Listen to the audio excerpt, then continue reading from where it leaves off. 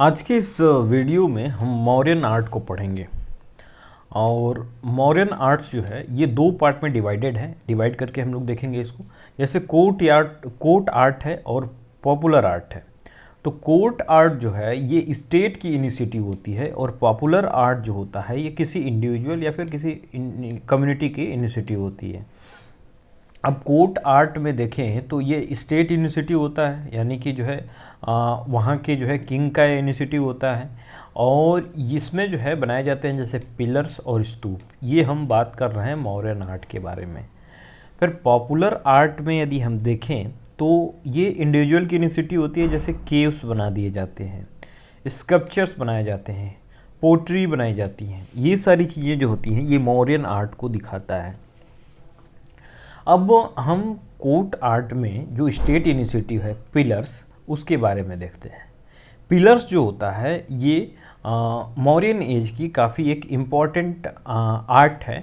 इसमें यदि हम देखें तो पिलर्स जो बनाए जाते हैं इसमें एक शाफ्ट होता है, एक बड़ा सा पत्थर होता है जिसको जो है ये सारी चीज़ें बनाई जाती हैं जिस पे, जैसे कि सॉफ्ट जो होता है वो मोनोलिथ होता है। इस बात का ध्यान रखिएगा कि मौर्यन आर्ट में जो सॉफ्ट यूज होता है वो मोनोलिथ होता है, एक सिंगल पीस का बना होता है।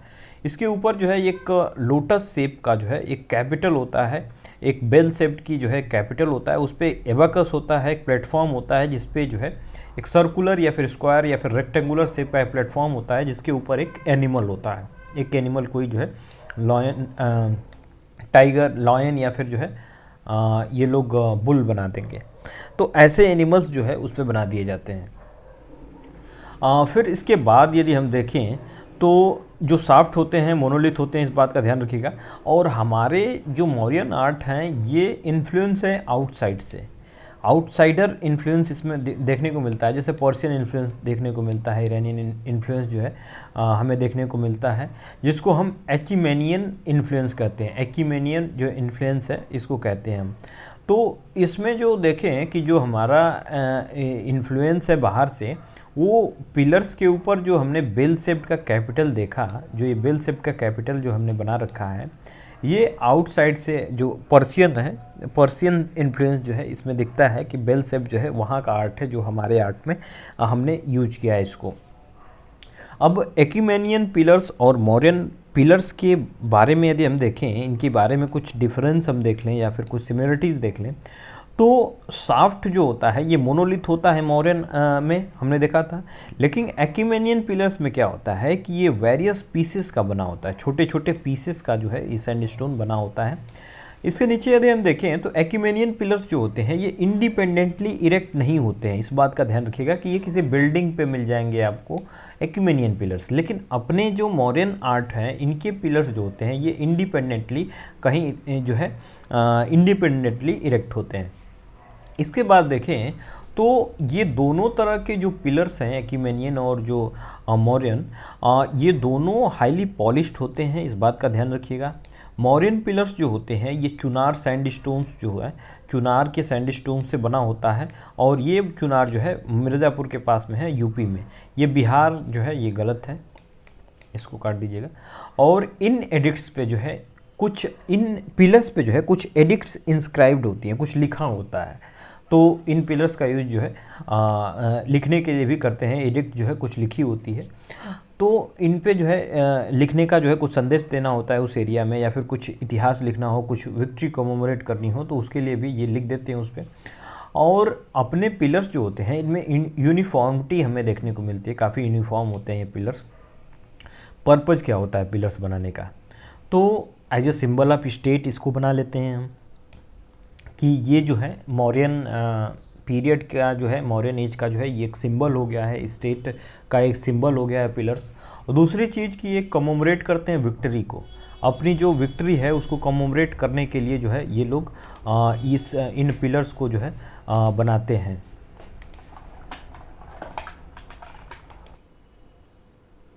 तो ये पर्पज ऑफ पिलर्स जो होते थे वो सिंबल ऑफ स्टेट होते थे, और ये जो है कमोमोरेट करते थे विक्ट्री को। तो जैसे लौरिया नंदरगढ़ जो है ये चंपारण बिहार में है, यहाँ से हमें जो है पिलर मिलते हैं। और सारनाथ के पिलर जो है वाराणसी में है, जिस पे कुछ एनिमल्स जो हैं काफ़ी फेमस है, जैसे गैलोपिंग हॉर्स, एलिफेंट, बुल और लायन, यहाँ से जो है हमें देखने को मिलता है। सारनाथ कैपिटल जो है ये अशोक द्वारा बनाया गया था।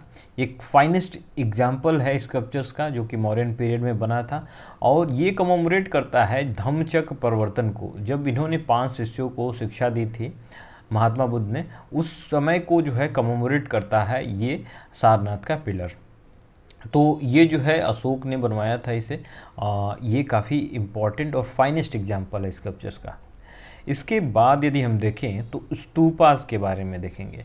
स्तूपास जो होते थे ये जो फ्यूनरल्स क्यूमुलस होता था, जो अवशेष होते थे उसके ऊपर जो है ये स्तूपास बनते थे, जिसमें कि जो मरे हुए व्यक्ति होते थे उनके एसेस को उसमें जो है बरीड किया जाता था और उसके ऊपर जो है स्तूप बना दिया जाता था।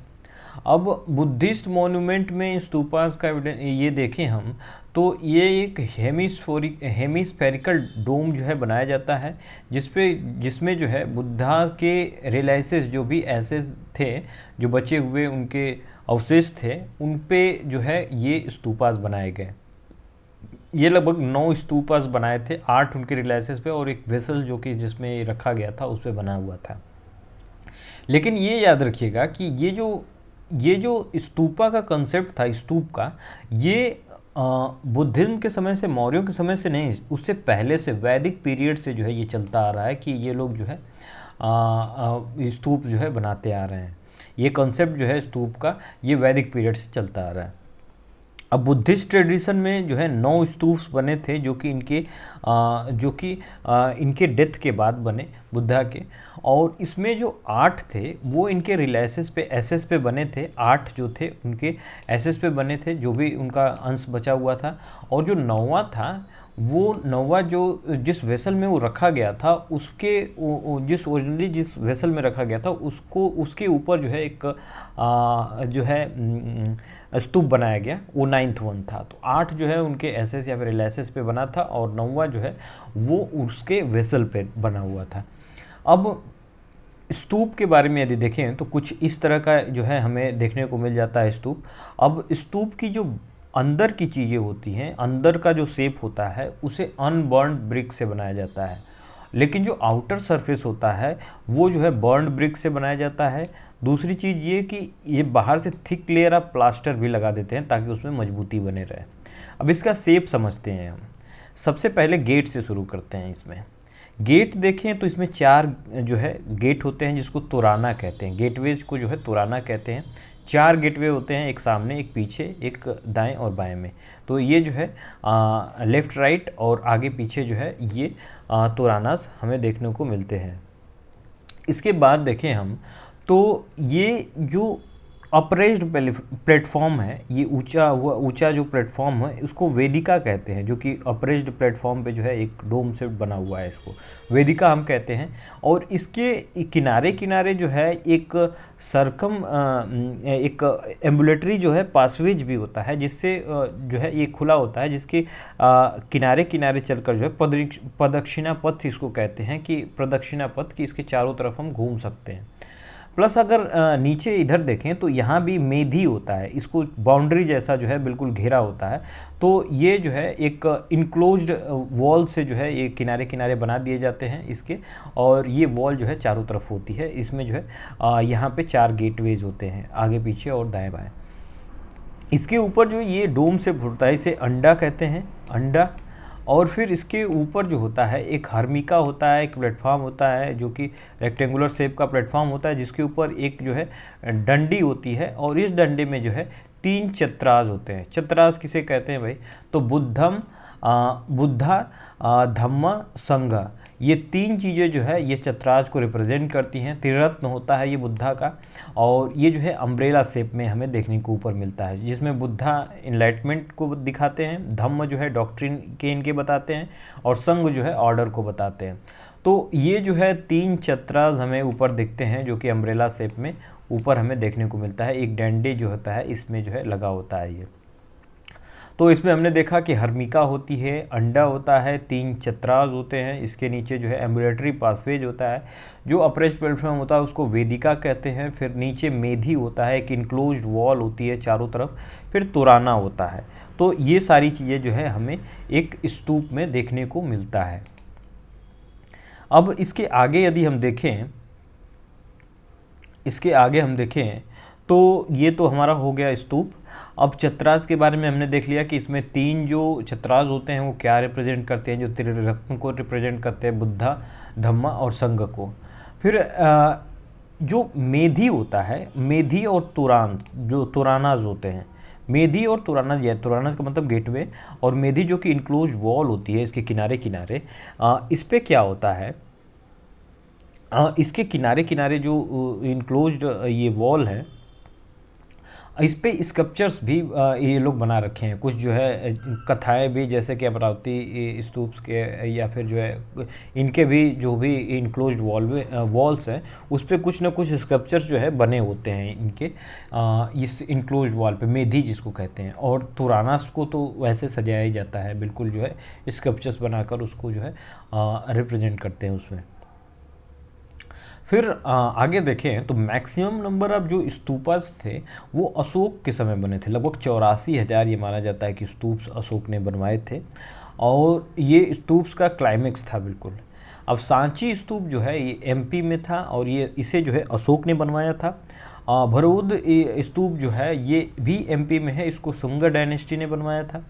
और ओल्डेस्ट जो स्तूप है सबसे, वो पिपरावा यूपी में है, याद रखिएगा। ये कुछ इम्पोर्टेंट स्तूप्स हैं।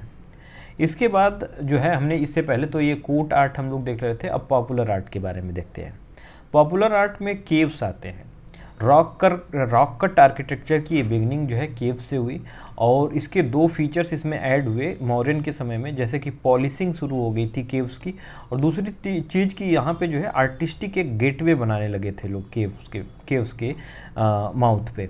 तो इस तरह से जो है केव्स का डेवलपमेंट मौर्यन एज में हुआ। इसमें 2 नई चीज़ें जो है जुड़ी, पॉलिशिंग शुरू हो गई, और जो है एक आर्टिस्टिक गेटवे भी बनाने लगे ये लोग। जैसे कुछ एग्जांपल्स है इसके, जैसे बराबर केव्स है और नागार्जुनी केव्स है। बराबर केव्स 4 हैं और नागार्जुनी केव्स जो है ये 3 है। तो ये 4, 3, 7 हैं, और इनको जो है 7 सिस्टर भी कहते हैं, जो कि बिहार में है, गया के पास में। अब ये रॉक कट जो केव्स हैं ये बराबर हिल्स में जो है गया बिहार में पाई जाती है, और इन्हीं को जो है हम लोमस ऋषि केव भी कहते हैं। और ये केव्स जो हैं ये अशोका द्वारा अजीवक सेक्ट को दी गई थी। Caves were used as Bihar in Mauryan age. तो ये जो है बिहार की तरह जो है इसको यूज करते हैं मौर्यन एज में, जो है इसको केव्स को जो है बिहार की तरह यूज करते हैं। और ये विहारास जो होते थे ये जैन मॉन्क्स अजीवक को दे दिया गया था। अब स्कल्पचर्स के बारे में देखें तो यक्ष और यक्षिणी के बारे में हमें मौर्यन एज से एविडेंस मिलते हैं, और ये यक्ष और यक्षिणी जो थे फोक रिलीजन में, लोकल रिलीजन में ये वर्शिप के माध्यम थे यक्ष और यक्षिणी। यक्ष जो है हमें मिलता है परक्खम जो यूपी है वहाँ से, और जो पवया है ग्वालियर में एमपी में, यक्षिणी वहाँ से मिलती है। ये जो है परक्खम और जो है पवया और ग्वालियर से हमें यक्ष मिलते हैं, और यक्षिणी जो है हमें दीदारगंज बिहार में मिलती हैं। तो these figures are associated with 5 religion. तो ये जो है अलग अलग रिलीजन से एसोसिएटेड हैं, जैसे जैन, बुद्ध और हिंदुइज्म से ये तीनों जो है यक्ष और यक्षिणी रिलेटेड हैं। अगर हम देखें तो बुद्धिज़्म में तो हमें फिगर मिल जाते हैं स्तूपास पे। जैनिज़्म में हमें जो ये जैन तीर्थंकर थे, 24वें जैन तीर्थंकर, उससे एसोसिएटेड है यक्षिणी। फिर जो है हिंदुइज्म में देखें तो जो तमिल टेक्स्ट है शिल्पाधिकारम, उसमें जो है हमें देखने को मिल जाता है यक्षिणी के बारे में। तो इस तरह जो है तीनों रिलीजन में जो है हमें ये चीज़ें देखती हैं कि यक्ष और यक्षिणी का ये एविडेंस है। अब पोट्री यहाँ की देखें तो northern black polished where use होते हैं, ये इसको कहते हैं, और इसमें ब्लैक कलर का यूज होता है, और ये हाईली लस्चरस होते हैं। ये पॉलिश जो होता है इसका हाईली लस्चरस पॉलिश यूज करते हैं लोग, और ये लग्जरी वेयर जो है ये शो करती है कि ये मेच्योरिटी पीरियड है बिल्कुल पोट्री बनाने की, और highest level of pottery making जो है इस समय होती है मौर्यन एज में। तो ये चीज़ें हमने मौर्यन आर्ट को देखा। अब आगे जो है कुछ और टॉपिक करेंगे, जो है हम पोस्ट मौर्यन आर्ट को देखेंगे और उसमें जो है चीज़ों को समझेंगे। तो हमने नॉर्दर्न ब्लैक पॉलिश्ड वेयर देख लिया, इसमें कैसे जो है ये ब्लैक कलर का यूज करते हैं और लेसरस पॉलिश इसमें यूज होते हैं, और इसका जो है क्लाइमेक्स फेज होता है पोट्री मेकिंग का, बिल्कुल जो है मेच्योरिटी पीरियड पे लोग मेच्योरिटी दिखाते हैं अपनी इन पोट्री मेकिंग में। तो हमने फिर यक्ष और यक्षिणी का एविडेंस देखा कि कहाँ से मिलते हैं, कितने रिलीजन से एसोसिएटेड है। सेवन सिस्टर केव्स के बारे में याद रखिएगा। पॉपुलर आर्ट में हमने केव्स के बारे में देखा था। फिर इसके बाद जो है हमने स्तूपास के बारे में देखा था, जिसमें जो है अलग अलग टर्म्स थे, तोराना था, गेटवे था, ये गेटवे को कहते थे, फिर वेदिका थी, मेधी थी, अंडा था, छत्रा था। ये सारी चीज़ें जो हमने देखी स्तूपाज के बारे में। फिर इसके बाद जो है हमने पिलर्स के बारे में देखा, किस तरह जो है मोनोलिथ पिलर्स होते हैं, और जो है इस तरह हमने मौर्यन आर्ट को ख़त्म किया। अब पोस्ट मौर्यन आर्ट को देखेंगे। ये हमने जो है आर्ट एंड कल्चर की एक सीरीज चला रखी है। इसमें जो है हमने पहला जो है क्लास हड़प्पन एज पे देखा था, फिर हड़प्पन आर्ट पे देखा था, फिर हम मौर्यन आर्ट को देख रहे हैं। इसके बाद पोस्ट मौर्यन आर्ट हम देखेंगे अगले क्लास में।